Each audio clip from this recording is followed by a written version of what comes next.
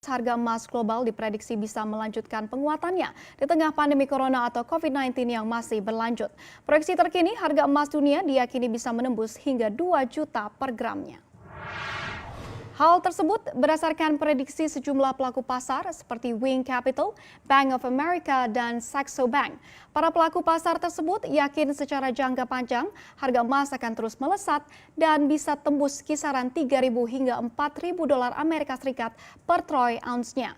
Jika harga emas berhasil menembus 4.000 dolar Amerika Serikat per troy ounce, itu setara dengan 2 juta rupiah per gram.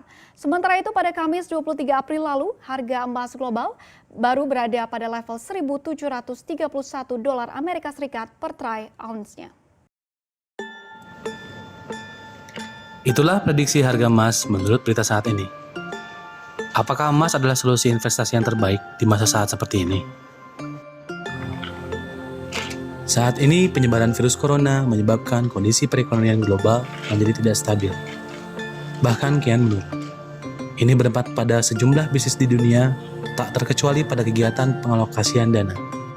Wabah corona yang terus-menerus berlangsung membuat para investor asing dan juga domestik berusaha lebih keras mencari aset yang tepat dan aman.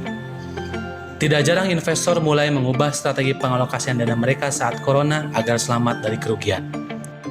Dampak COVID-19 langsung dirasakan beberapa sektor, mulai dari perhotelan, manufaktur, hingga komoditas perkebunan dan tambang. Lalu, sebenarnya apakah pengalokasian dana yang masih aman dilakukan saat corona seperti ini? Jawabannya yaitu masih aman. Asalkan kamu mampu menelusuri instrumen pengalokasian dana apa yang tepat dipilih agar tidak terjadi kerugian yang amat besar.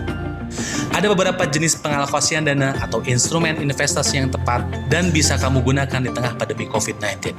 Yang pertama, surat utang negara seperti SBR, obligasi retail Indonesia, sukuk retail, reksadana, deposito, dan logam mulia atau emas. Namun, dari instrumen investasi tersebut masih memiliki kelebihan dan kekurangan. Yang pertama, surat utang negara seperti SBR, obligasi retail Indonesia, dan sukuk retail. Namun, kekurangannya untuk mendapatkan benefit memerlukan waktu yang sangat lama. Yang kedua, reksadana. Untuk kelebihannya, memang bisa lebih dari 10% keuntungannya, namun memiliki resiko yang sangat besar. Deposito, kelebihannya persentase memang tetap, uang dijaminkan oleh LPS, namun kekurangannya tidak bisa dicairkan sesuai dengan keinginan. Untuk logam mulia, kelebihannya tidak terkena inflasi, mudah dicairkan, harga cenderung naik, namun kekurangannya kita susah untuk menyimpannya. Namun tenang, kami memiliki solusinya. Solusi dari keuangan produk pegadaian. Anda membeli emas, kami siapkan dalam bentuk kertas ataupun digital.